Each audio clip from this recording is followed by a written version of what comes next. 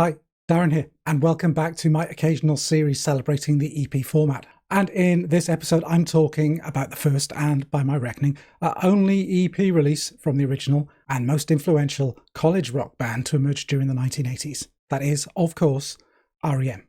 Yes, today I'm talking about Chronic Town, and yeah, here it is. And here we go. So first, some brief history. Yeah, REM formed at college in Athens, Georgia in early 1980. And following a year of quite low-key gigging, initially just hometown gigs in the Athens, Atlanta area, and then slowly venturing out as far as, Carolina, Tennessee, they got around to recording and releasing their debut single. That was Radio Free Europe on the tiny Hibtone label, released in the summer of 1981. Yeah, produced by Mitch Easter of the band Let's Active, Radio Free Europe was an instant underground hit. Its initial pressing selling out rapidly in the wake of some glowing press reviews. Yeah, the New York Times and the Village Voice were amongst the most impressed. Yet the band, keen to follow the single up, to record more, to, figure out the studio a little better, didn't feel that they had enough material for a full-length album release. Yeah, early live sets from this period were still, propped up by a grab bag of, road-tested cover versions. So instead, they reconvened at Mitch's studio in North Carolina to record a 5-track EP over a single long weekend in October of 1981. And this was to become Chronic Town. Radio Free Europe, alongside a much circulated demo tape of the band, had got them, the attention from several record labels. And IRS finally won the race to sign the band in the spring of 1982. The label, however, weren't entirely happy with some elements of the Chronic Town session recordings, so they asked the band to re-record its lead track, with the resulting EP finally seeing a release in late August of 1982 to coincide with the band's first full national tour of the United States. Okay, the EP, and let's start with the lyrics, and let's be completely honest here.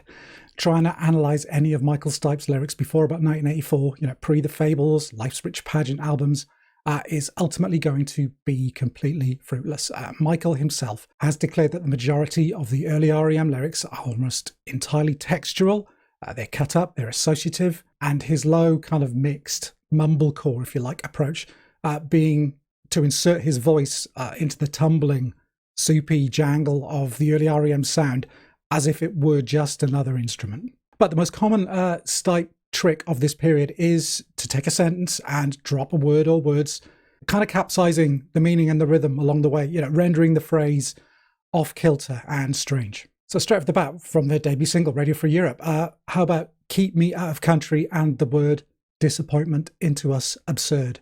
Yeah, this kind of pattern, this early signature style of his is all over Chronic Town. You get it in Wolves Lower.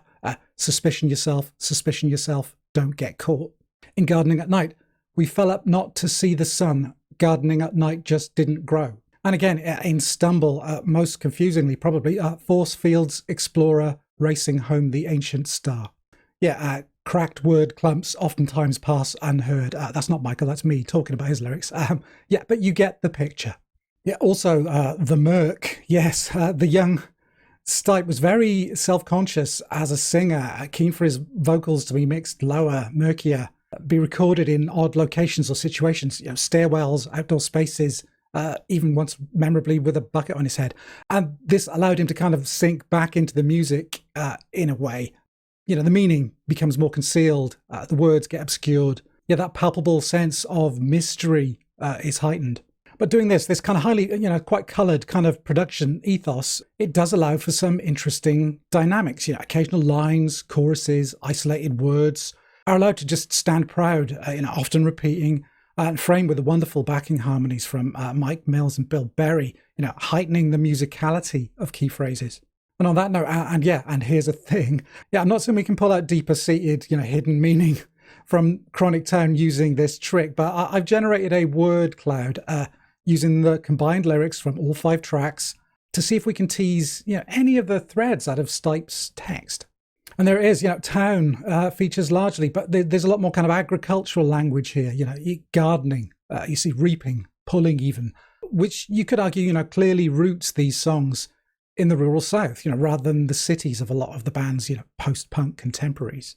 And the feelings expressed in many of the words are quite dark. Yeah, they're more guarded, less sure of themselves, suspicion, deadlier, stumble, secluded.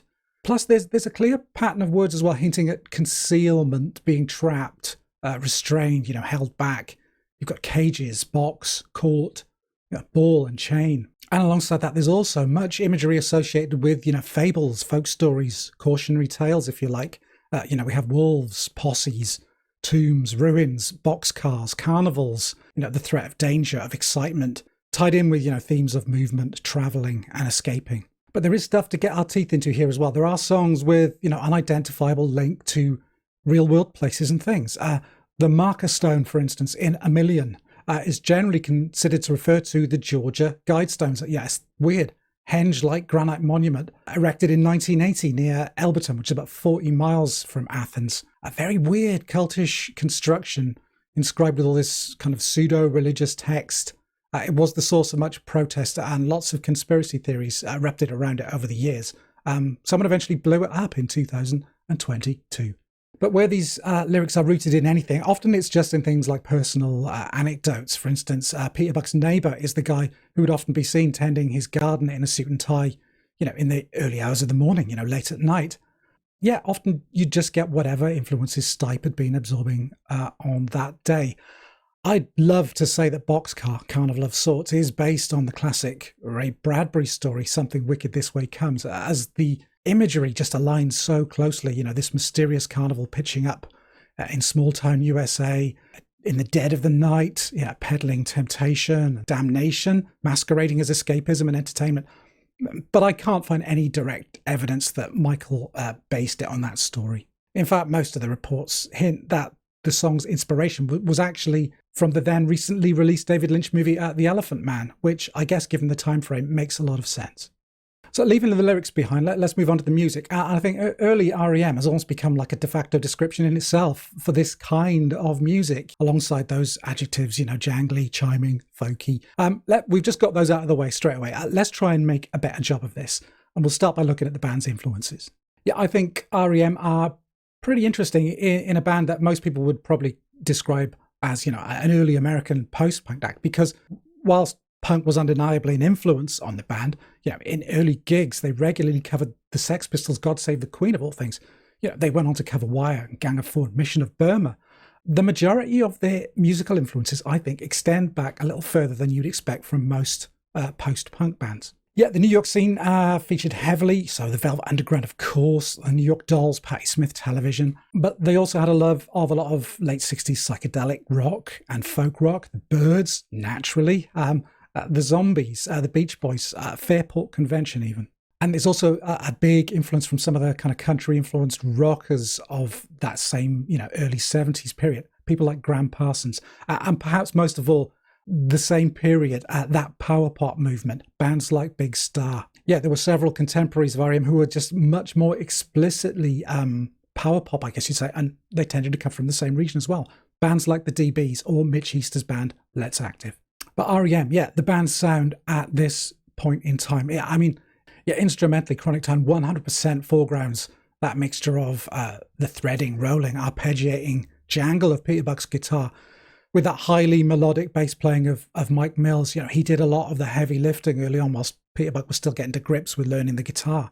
And of course, the economical but very inventive drumming of Bill Berry. In fact, I'm firmly of the opinion that, especially in this very early period of the band, Bill Berry was, REM's real secret weapon.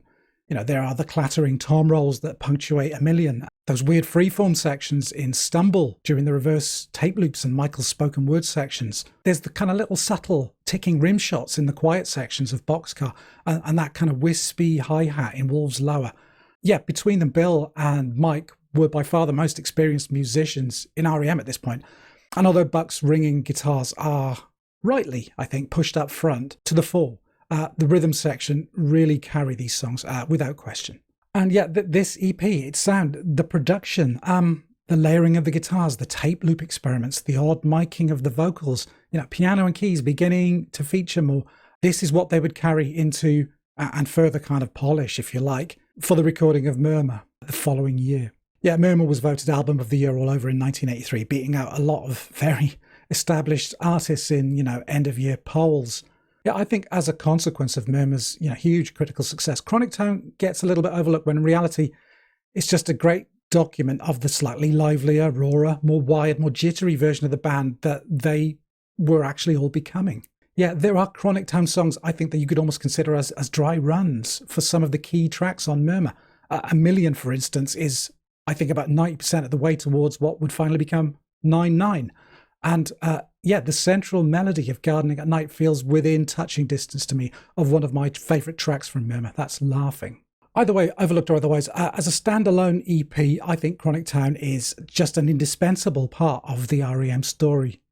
We're 12 years now, is it, into a world where REM are, just another piece of musical history.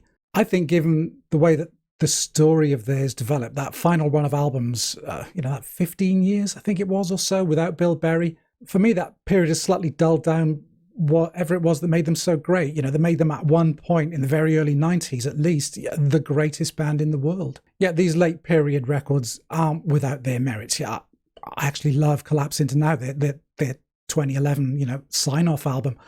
But for me, I think that long stretch from about 96 up to the present, and what's that, 27 years now, has kind of seen them drift over into the verges in a way that a lot of their contemporaries who might have come to more abrupt ends, they never went out that way.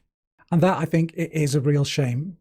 A band like REM made so much of the music that I love possible in the first place. They forcibly dragged the underground, out into the daylight. And records like Chronic Town still have, bucket loads of melody and magic and mystery, to tease younger, newer listeners with. And that was episode 2, all about REM's Chronic Town. Yeah, let me know what you think below. If you're an REM fan or otherwise. Always ready to comment. Anyway, that's it for now. Show your appreciation in the normal ways. I won't tell you how, you know how. And in the meantime, you take care, and I'll see you again soon. Bye for now.